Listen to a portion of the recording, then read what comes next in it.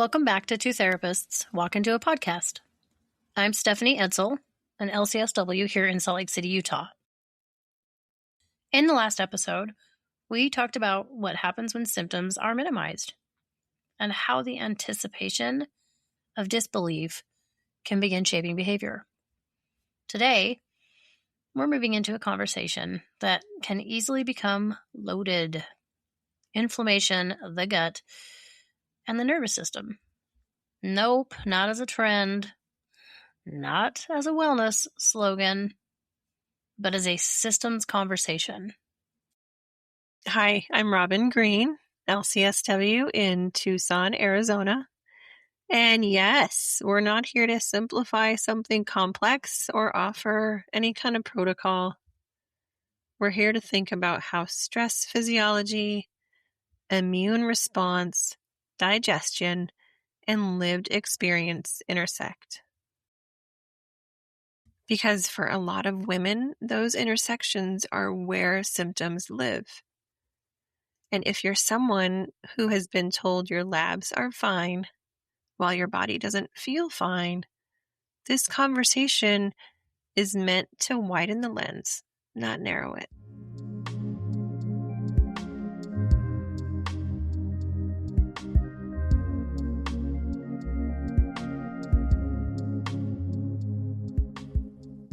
Before we get into the science, let's slow down. If you've spent time trying to fix your body through diets, supplements, eliminations, testing, there might already be fatigue in your system just hearing these words. Inflammation, gut, autoimmune. Just notice what happens inside when you hear them. Is there tension, skepticism, curiosity, hope, exhaustion? Let your body settle where it is.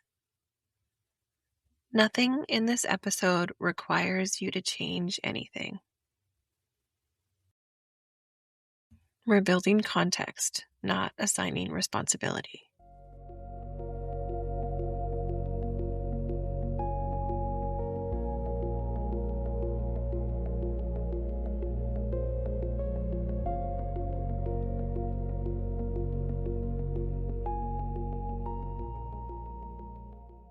Inflammation itself is not inherently bad. It's part of how the immune system protects.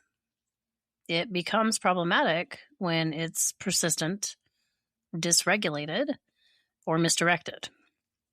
And that dysregulation doesn't happen in isolation. The immune system and the nervous system are in constant communication. The vagus nerve plays a role here. It helps regulate inflammatory response through what's sometimes called the cholinergic anti-inflammatory pathway. When the nervous system is under sustained stress, hypervigilance, chronic activation, unresolved threat, the inflammatory response can become amplified. Sustained stress can look ordinary: caregiving without relief, workplace instability, long-term uncertainty, ongoing self-monitoring.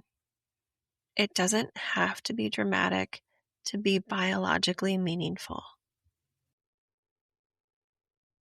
And not because the body is failing, more that because it's responding to that perceived demand.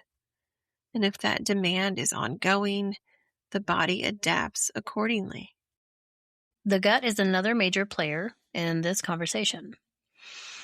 It houses a significant portion of the immune system. It's influenced by stress hormones, and it communicates bidirectionally with the brain. Also, side note, a big portion of your serotonin is created in your gut biome. So then chronic stress can alter gut motility, permeability, and microbiome diversity, which can in turn influence inflammation. And when digestion becomes unpredictable, bloating, pain, sensitivity, that unpredictability itself can increase nervous system vigilance. Now the body isn't just inflamed, it's watchful, it's on alert, and watchfulness has metabolic cost.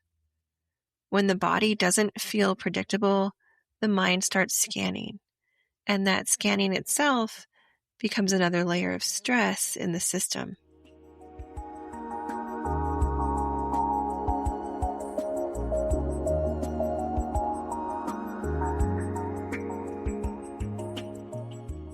Women, plot twist here, we are often socialized to override internal signals, to push through, to prioritize others, to frame stress as normal, right? This is just normal. It is what it is. And when you combine that social conditioning with hormonal transitions, perimenopause, menopause, postpartum shifts, the immune and nervous systems are navigating multiple variables simultaneously. And when symptoms emerge in that context, they're often attributed to mood, anxiety, or personality rather than physiology. Sometimes framed as quote unquote just anxiety or stress sensitivity without deeper investigation. Which brings us back to minimization, not just that external, now internally.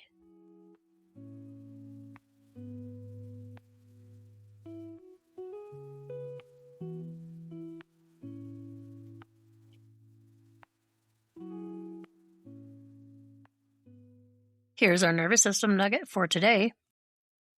Inflammation is not just biological, it's relational. And relational in the sense that it responds to environment, internal and external, stress, safety, predictability, belonging, isolation. The immune system doesn't operate independently of experience. And understanding that doesn't mean really blaming yourself. It means expanding that frame.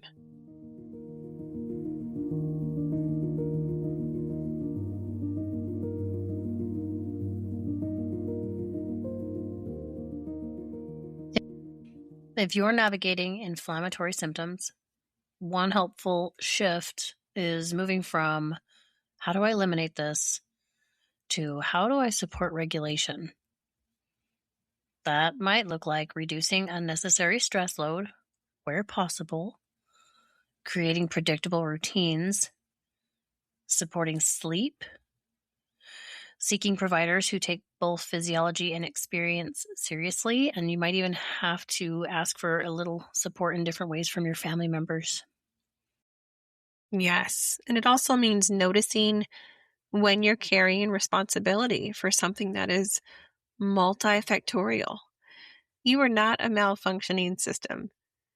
You are a system responding to conditions, and regulation is not a cure, it's support. And in this context, regulation means increasing capacity and stability in the system, not necessarily eliminating every symptom and reducing unnecessary load so the body has more room to respond.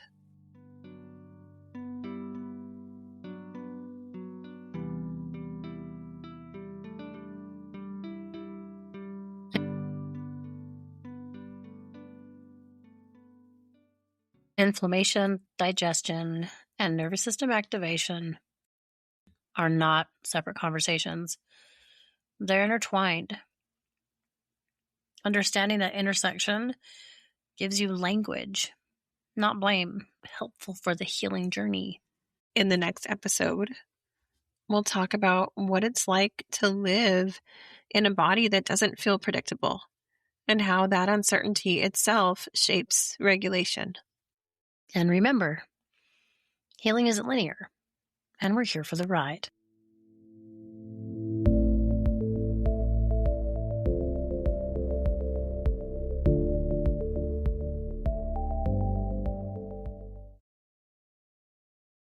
This podcast is for educational purposes only, and it is not a substitute for therapy, medical care, or professional advice.